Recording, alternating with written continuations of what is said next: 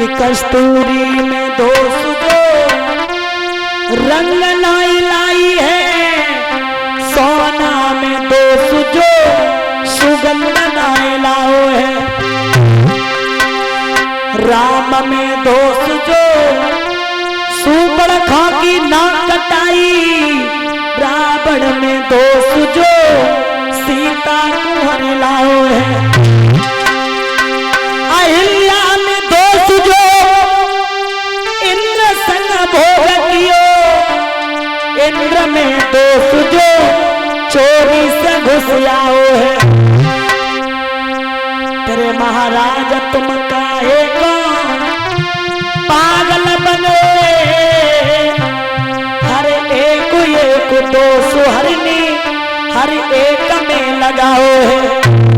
कस्तूरी में दोष जो वो रंग लाए लाई है, और सोना में दोष जो सुगंध लाए लाओ है। कहने के लिए सोना, उसके अंदर सुगंध ही नहीं है। राम में दोष जो, क्या राम के अंदर दोष नहीं था जो सूर्पणखा की नाक काटी? रावण में दोष नहीं था, सीता को चुरा के लेके आया था।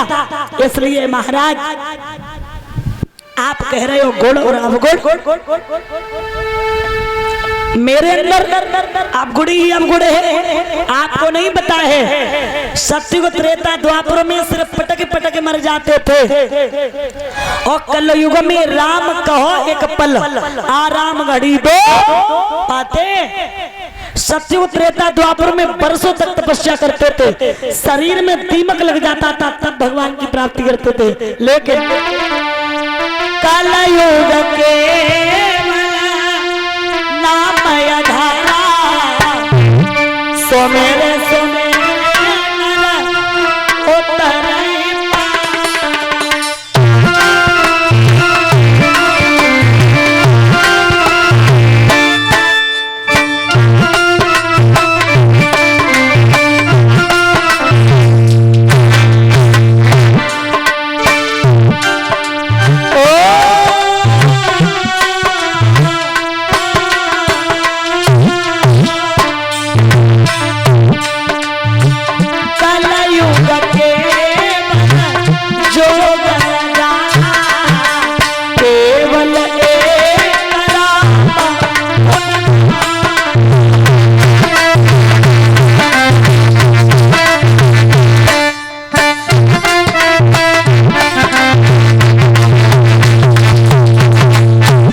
सत्युग त्रेता द्वापर में शरीर में दीमक लग जाता था, बरसों तक तपस्या करते थे। लेकिन ये कलयुग, अगर सच्चे मन से भगवान की पूजा करो तो कलयुग में पूजा का परिणाम मिल जाता है। इसलिए मर्जी आपकी है, मारो या छोड़ो। उसी समय जवाब दिया कि तू अपनी मर्जी से नहीं रहेगा, फिर जहां हम बताएंगे कहां जिस जगह जुआ की बाजी हो, झूठी कपोलियां चलती,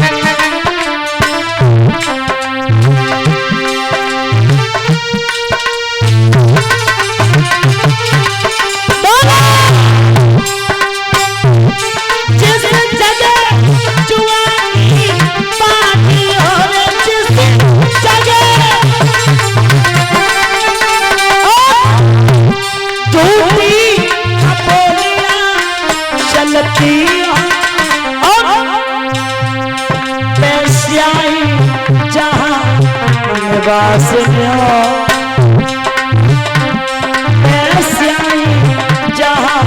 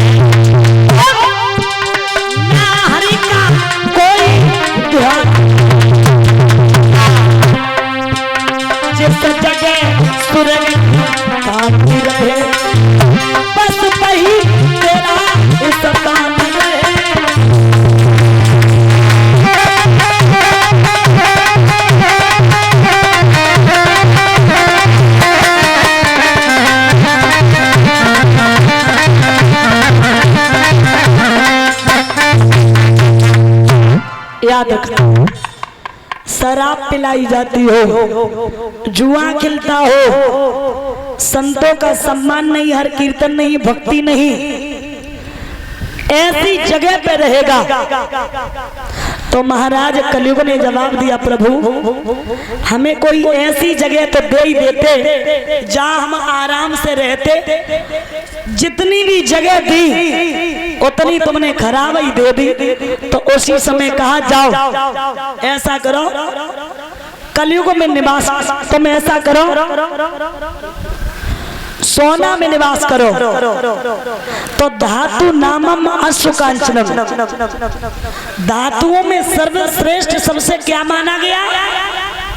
धातुओं में सबसे सर्वश्रेष्ठ क्या है? सोना। देर नहीं की, मुकुट पहने थे, उसी मुकुट में प्रवेश कर गया। और जब मुकुट में प्रवेश कर गया उसी समय बुद्धि भ्रष्ट हो गई। लेकिन कहा तो ये गया है कि जो बेईमानी का सोना होता है उसमें कलयुग का निवास होता है। बेईमानी का, और ये भी कहते हैं कि ना सोना मिला अच्छा होता है ना खुआ अच्छा होता है। एक बात बताओ, अगर बेईमानी के सोना में कलयुग का निवास है तो मुकुट में प्रवेश कर गया कलयुग, परीक्षित मुकुट पहने थे, तो क्या परीक्षित चोरी करते थे? क्या वो मुकुट बेईमानी का था? बेईमानी का था? बेईमानी का था। वो कैसे? परीक्षित चोरी नहीं करते थे। इनके बाबा भीम जब जरासंध से युद्ध करने गए थे तो वो मुकुट ले आए थे, उसी मुकुट में प्रवेश कर गया। बुद्धि भ्रष्ट हो गई, और जब बुद्धि भ्रष्ट हो गई है, लिखा है कि कनक कनक ते 100 गुनी माँ दिखता दिखाए, और बाप आए बोरात है बा खाए बोरात। एक कनक का अर्थ है सोना और एक का धतूरा। धतूरा खाने से भी आदमी पागल हो जाता है और सोना पाने से भी आदमी पागल हो जाता है। तो बुद्धि खराब हो गई। लोमस ऋषि के आश्रम पे पहुंचे, बड़ी तेज प्यास लगी, कहा हमें प्यास लगी पानी पिला दो। लेकिन वो संत भक्ति करते थे, ऐसी करते थे अपने शरीर को तपा देते थे, दीमक लग जाता था।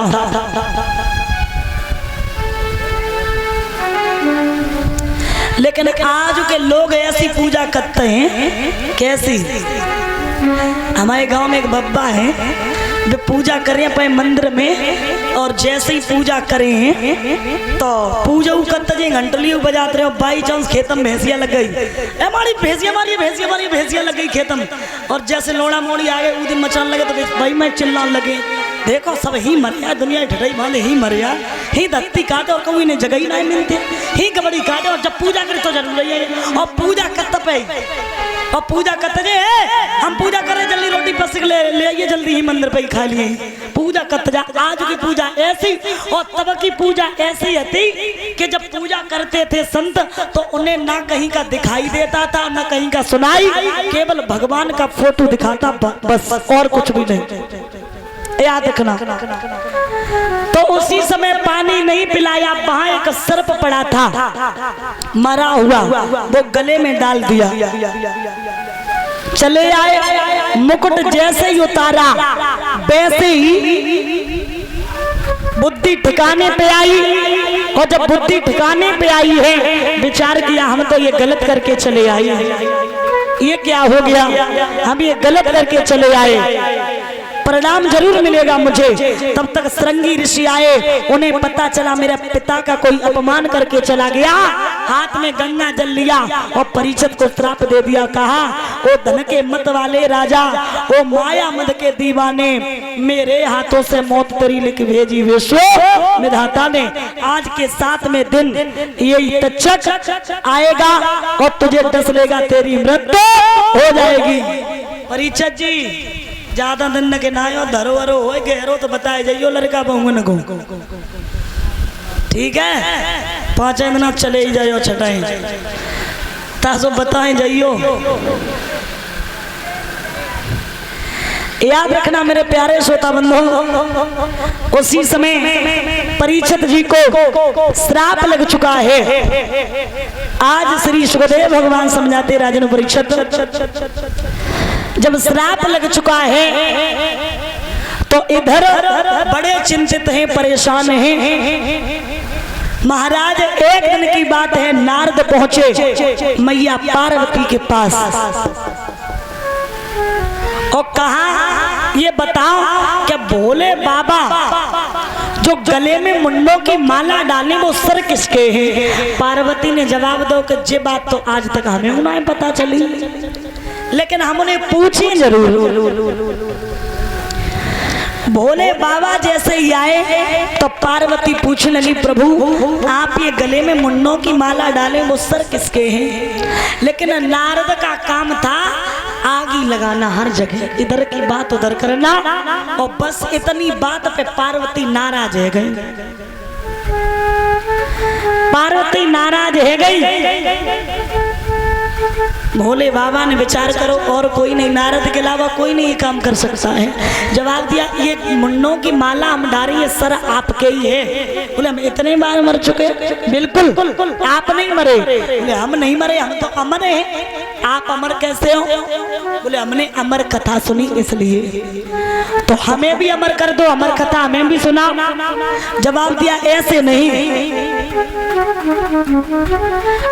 हम कथा सुनाते समय इतने विभोर हो जाते हैं कि हमें खुद तन का ख्याल नहीं रहता है। हम कथा सुनाएंगे लेकिन तुम होकरा भरती रहना, ठीक है? लेकर के गए महाराज अमरकंटक पर्वत पे और उसी समय कथा सुनाने लगे कि गिरवर पे भोला भंडारी गिरजा के भरता सुना रहे उमा नारी को अमर कथा का सार। उमा के सोना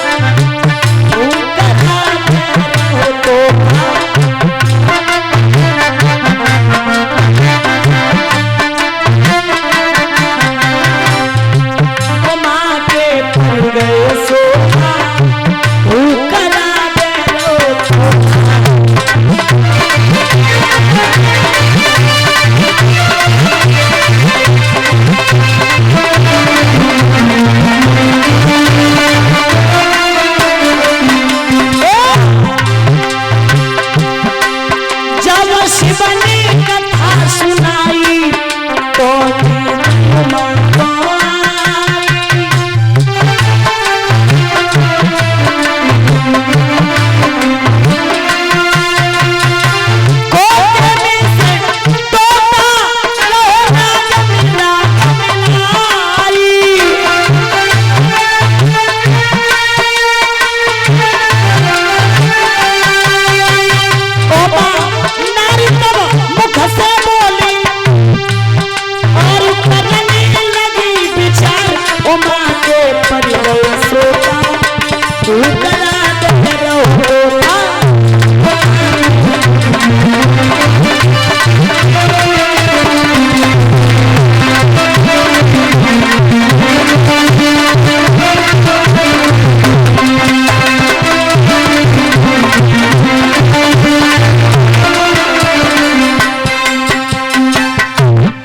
याद रखना। महाराज भोले बाबा कथा सुना रहे और पार्वती को नींद आ गई और पार्वती उसी समय सो गई। सोते हुए देखा, विचार किया पार्वती सो रही, लेकिन ये हुकरा कौन भर रहा है? इसका मतलब है यहाँ मेरा चोर छिपा, चोर छिपा। उसी समय भोले बाबा त्रिशूल हाथ में लेते हैं और चल देते हैं, लेकिन वो वन की खो में जो शुक्र पड़ रहा था उसने सोचा मेरी जान नहीं बचेगी, वो वहां से भागा। महाराज जिला जालौन के किनारे कालपी पहुंचा। कालपी में मत्स्यगंधा पर्वत पे मत्स्यगंधा पर्वत है, वहां व्यास की पत्नी को जमाई आई और जमाई के साथ ही माता पिंगला के मुंह के द्वारा गर्भ में प्रवेश कर गया। और जब प्रवेश कर गया, भोले बाबा पहुंचे, त्रिशूल गाड़ दिया और कहा नहीं जाएंगे यहाँ से, आपके घर में मेरा चोर छुपा। व्यास जी बोले हम तो दरवाजे ही पे बैठे, मेरे समझ में नहीं आया कि चोर कहाँ से घुस गया। तब तक महाराज व्यास की पत्नी आई। बोले बाबा बोले हे देवी जी, आपने उसे गर्भ में शरण दे रखी है और मैं तब तक नहीं जाऊंगा, त्रिशूल गाड़ दिया, जब तक तुम उसे जन्म नहीं दे दोगी। माता पिंगला ने कहा अगर आपकी ये शर्त है तो मेरी भी शर्त है, आप जब तक यहाँ से जाओगे नहीं तब तक मैं बच्चे को जन्म नहीं दूंगी। भोले बाबा ने 12 वर्ष तक इंतजार किया। 12 वर्ष के बाद 12 4 16 वर्ष का जवान बालक चल देता है। माता पिता कहते हैं बेटा मैं तुम्हारी माँ, पिता कहते मैं तुम्हारा पिता।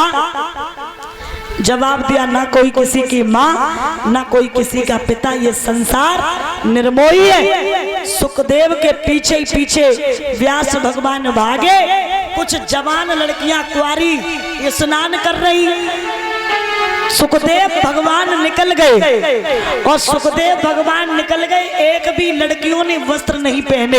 और जैसे ही व्यास भगवान निकले, लड़कियां झटपट से कपड़े पहनने लगी। वेद व्यास बोले और कहा ए लड़कियों, मैं तुम्हें श्राप दे दूंगा। क्यों? 16 वर्ष का मेरा जवान बालक निकल के चला गया और तुमने तन पे वस्त्र नहीं पहने, और मैं कहा मैं बुड्ढा और मेरी शर्म कर रही हो, मुझे देख करके अपने तन को झांक लिया।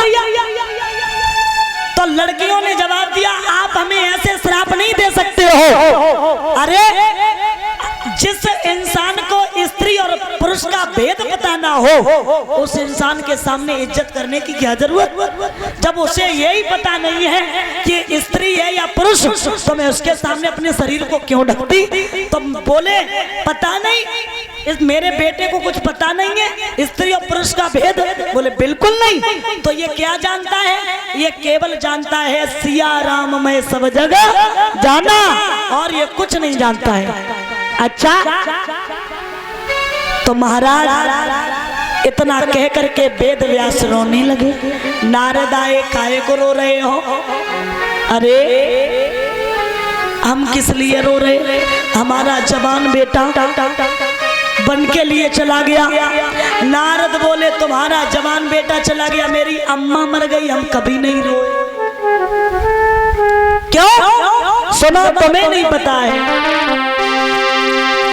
कि कैसा रोना किसका रोना, ये तो मतलब का रोना है, और तुमको ये मालूम नहीं है हाल सभी का।